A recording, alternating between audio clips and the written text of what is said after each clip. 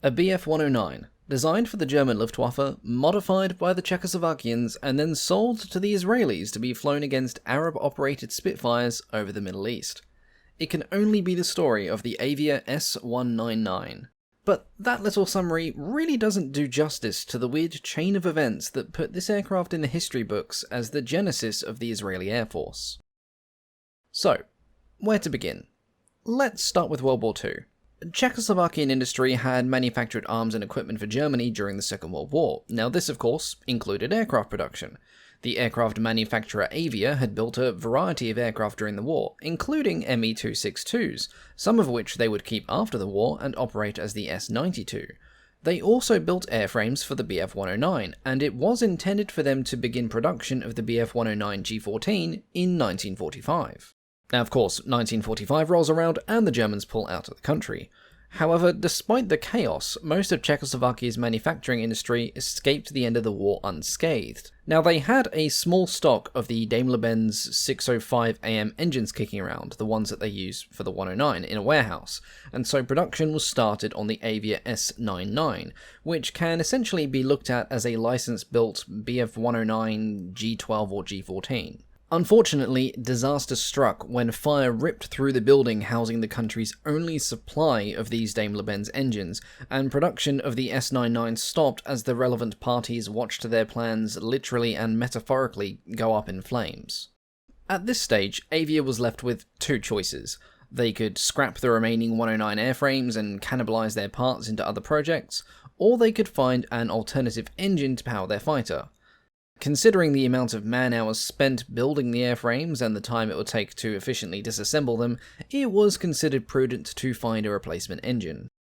During the war, Czechoslovakian factories had also produced the Heinkel 111 bomber, and they had a large surplus of the Jumo 211F engines lying around unused. One night, somebody had the crystallizing idea of combining a high-torque bomber engine with a lightweight fighter airframe, and the Avia S.199 was born. At a passing glance, it did make sense to attempt to use the Jumo engine. Like the Daimler, it was a 12-cylinder, inverted V, liquid-cooled engine, and they were roughly the same size, so minimal changes to the airframe would be required. However, the Jumo engine was slightly heavier, it could only produce 85% of the Daimler-Benz's maximum continuous power, and then there was the not-so-small consideration of the massive VS11 propellers that the Jumo engine powered, which produced much more torque and P-factor than the standard propeller you would normally find on a 109. And when it comes to building stable, easy-to-control aircraft, you don't want a lightweight airframe that has to fight with the engine torque designed to lift a medium bomber. Unfortunately, no other surplus engine of adequate size, power, and numbers was around, so Avia had to make the most of it. Now, despite the similar size, some modifications had to be made on account of the new engine, chiefly of which was the removal of the 109's signature nose hub cannon, as the Jumo engine was not designed with this in mind. Instead, two 20mm MG-150-120 cannons were mounted in gun pods under each wing, with 120 rounds for each gun. The 13mm machine guns, which were mounted in the cowl, didn't need to be changed, but unbeknownst at the time, these guns were going to cause some serious issues down the line. The S.199 was also designed to carry ordnance. In its original design specification, the aircraft could carry up to 4 70kg bombs. However, this was scaled back to 2 on account of the aircraft's diminished and questionable performance. Despite the problems, Avia were hopeful about its general flight performance without ordnance, and the 199 was expected to have a top speed of 528 km an hour, or 328 miles an hour at sea level, which would then go up to 598 km an hour, or 372 miles an hour, at 20,000 feet. This optimism soon evaporated when they started putting pilots in the aircraft, however. Very quickly, pilots gave the Avia the nickname Mule, and there's good reason for that. It had horrible handling characteristics. The slightly heavier engine combined with the massive propeller made the aircraft very nose-heavy, which was a particularly bad way to be during takeoff and landing. It also had a vicious tendency to veer wildly on takeoff due to the extra torque, sometimes taking the terrified pilots completely off the runway. Worst of all though, the 109's robust in-flight performance seemed to have been affected as well, with test pilots complaining about poor low-speed handling, and before long it was admitted that the aircraft was difficult to handle in any state other than when it was stationary in its hangar. Despite these vices, the S.199 equipped most frontline Czechoslovakian squadrons until, with unbridled relief, they began to receive more modern Russian aircraft early in 1948. The surviving aircraft were then allocated to reserve squadrons or put up for export, but there was very little hope of shifting them, and it was thought that most were going to be destined for the scrap heap. It was then that the 199 found an unlikely new lease on life. In 1948, Israel was poised to declare its independence, but it was in trouble. Armies from hostile Arab nations loomed on its doorstep, and the sympathy and assistance of major Western powers was found wanting. The US Department of State was strictly enforcing the Neutrality Act, which forbade the selling of arms and equipment to warring nations, and Britain was engaged in arming and training the opposing Arab forces. Czechoslovakia needed to shift their surplus equipment, and Israel desperately needed any form of combat aircraft, and so interested parties from both sides entered into secret talks where Czechoslovakia would sell 25 of their S.199s to Israel. Despite some teething problems in the negotiations, several high-ranking Israelis being none too keen about buying a questionable Ersatz Bf-109, an order was finally placed by personal demand of the Israeli de facto head of state, David Ben-Gurion. An initial 10 199s were ordered at the exorbitant cost of $1.8 million. Now, the breakdown of that cost included the aircraft, their equipment, ammunition, ordnance, and transport fees. The planes themselves costing around $44,000 each. A ludicrous sum when surplus P-51 Mustangs, P-47 Thunderbolts, and even Spitfires were selling for less than $6,000 apiece. There had been other options to purchase aircraft from various other countries, but for one reason or another, things never went according to plan, time was running out, and Israel needed combat aircraft now. Things got off to a somewhat rough start. A group of volunteers consisting of Israelis and some mixed internationals went to Czechoslovakia to undergo training in the aircraft. Former Marine Corps pilot Lou Lenart was first in the pilot's seat. Immediately, the S.199 got up to its old capers. The aircraft produced so much left-hand torque that the plane ran clear off the runway, sped between a pair of hangars, and almost smashed into a chain-link fence had the pilot not managed to convince it to ingloriously hop over it. Luckily, Lenart gained enough speed to take off and fly the aircraft back to the airfield, remarkably in one piece, and landed in a suitable enough time for the onlookers to pick their jaws up from the ground. Needless to say, this first venture included a not insignificant amount of cursing from the pilot. Whilst the pilots were still training with their unwieldy aircraft, Israel's War of Independence began. When Tel Aviv was bombed on May 18, 1948, the pilots demanded to return to Israel.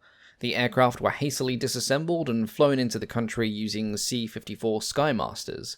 The newly arrived planes were immediately formed into 101 Squadron, also known as the 1st Fighter Squadron.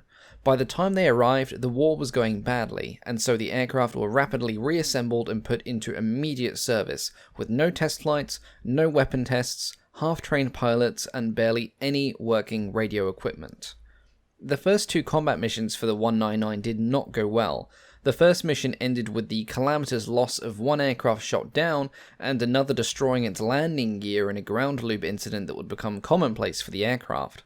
The second mission lost another aircraft to ground fire as well. Its poor handling, especially on the ground, earned it a sour reputation very quickly, and it earned a new nickname, the Knife. It was also still hopelessly unreliable. In the first ground attack against Egyptian forces, the wing-mounted cannons on two of the aircraft jammed after only firing a few shots each. Despite the many problems, these attacks brought the Israelis some much-needed time, however. Their enemies had not expected them to be able to field true fighter aircraft, and following ground attacks froze a major Egyptian advance where it stood. Eventually, the Knife's luck began to improve. Modi Allen, flying the last serviceable aircraft at the time, the others either being destroyed, broken, or otherwise unserviceable, intercepted and shot down a pair of Egyptian C-47s that had been converted into bombers. It wasn't much, but it gave people hope. A few days later, newly arrived volunteer Gideon Lichtman took his 199 against a flight of Egyptian Spitfires.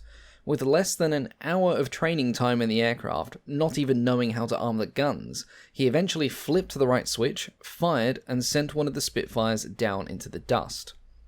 Uzzah Weissman, who would eventually go on to become the commander of the Israeli Air Force, also completed successful combat air patrols and ground attack missions in the 199. The aircraft was beginning to prove itself as a competent fighter, but it was still plagued with technical problems and excessively dangerous ground handling characteristics. This was made even worse when the squadron moved its base of operations to an airfield that had an unpaved runway. Accidents became so frequent that the ground crews assembled a set of long poles to flip overturned fighters back the way they should be. Unfortunately, things got even worse when an even deadlier flaw was discovered in the 199. In July of 1948, two of the aircraft seemingly vanished without a trace. The first was flown by Bob Vickman, and the second to go missing was piloted by South African Lionel Bloch. The day after his disappearance, one of his fellow countrymen, Sid Cohen, went looking for him in another 199, a particularly brave act as this was his first operational flight in the aircraft. During the flight, Cohen decided to test fire his guns, and immediately afterwards he noticed a very strange and alarming vibration in the aircraft.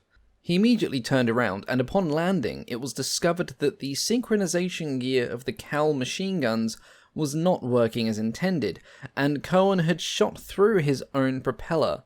Miraculously, the blades had not failed. It was theorized that the extra-wide propeller was ill-suited for the synchronization gear of the machine guns, but the exact cause was never fully confirmed. It was assumed, however, that this was the cause of death for Bob Vickman and Lionel Bloch, as they obviously shot off their own propellers during air combat or a strafing run. After this, most pilots refrained, for obvious reasons, from using the Cal machine guns and opted for the wing-mounted cannons instead, even though they were quite seriously prone to jamming. Over the course of the war, frustration and complaints grew about the problematic aircraft. The Israeli delegation complained to the Czechoslovakians about the reliability and poor performance of the aircraft, citing several accidents, including one that had tragically killed Modi Allen, then a rising star in the fledgling Air Force. The Czechoslovakians argued that many of the accidents were the result of rusty or poorly trained pilots, and reiterated the fact that the pilots had demanded to be returned to Israel long before their training was complete. It was an argument that went back and forth, and ultimately bore no fruit. Despite its unreliability and poor handling characteristics, the S.199 came at a crucial, necessary time for the Israelis. By conflict's end, the Avia S.199 accounted for 7 air-to-air kills, and it had completed numerous ground attack missions, mostly against convoys and enemy airfields. Perhaps its greatest achievement was the effect that it had on morale for both sides of the conflict. It gave the Israeli people hope, and it gave their enemies pause. Eventually, more and more aircraft were smuggled into the country, including more S.199s and some infinitely more reliable Spitfires. However, it was the 199 that had cemented itself as the founding aircraft of the Israeli Air Force. 3 examples of the aircraft survive to this day, 2 of which are in the Prague Aviation Museum, and the other is in the Israeli Air Force Museum.